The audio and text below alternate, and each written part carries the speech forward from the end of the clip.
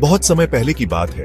एक छोटे गांव के पास घना जंगल था। उस गांव में एक छोटा बच्चा रहता था जिसका नाम राजू था।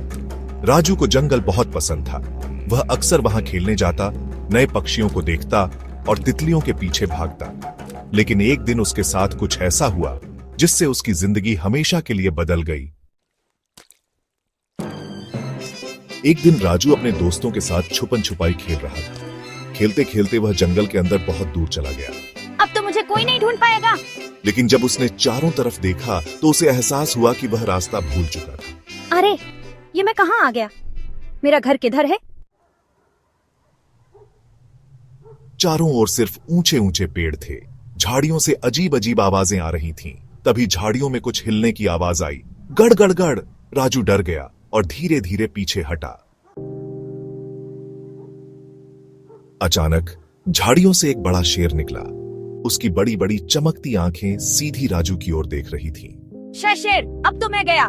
शेर धीरे धीरे उसके पास आया, लेकिन अजीब बात यह थी कि शेर गुस्से में नहीं था, बल्कि मुस्कुरा रहा था। डरो मत छोटे दोस्त, मैं तुम्हें कुछ नहीं करूंगा। राजू को बहुत अजीब लगा। उसे लगा कि शायद यह कोई जादुई शेर है। तुम मुझे क्यों नहीं खा रहे? अरे, मैं बिना वजह किसी को नुकसान नहीं पहुंचाता। मैं इस जंगल का राजा हूं, लेकिन मैं अच्छा राजा हूं।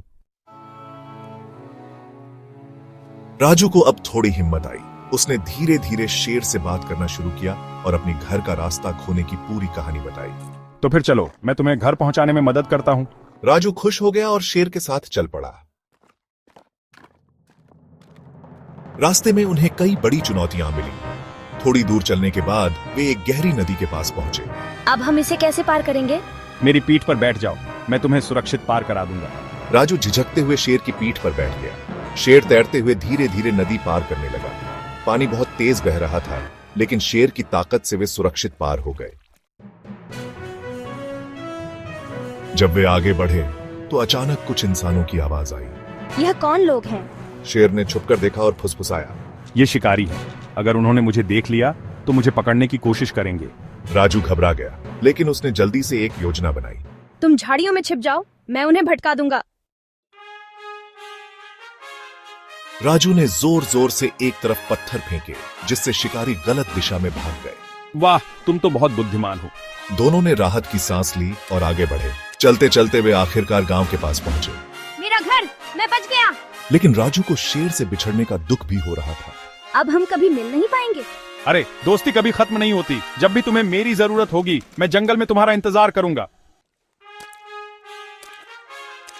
राजू ने शेर को गले लगाया और फिर खुश होकर गांव की ओर दौड़ पड़ा।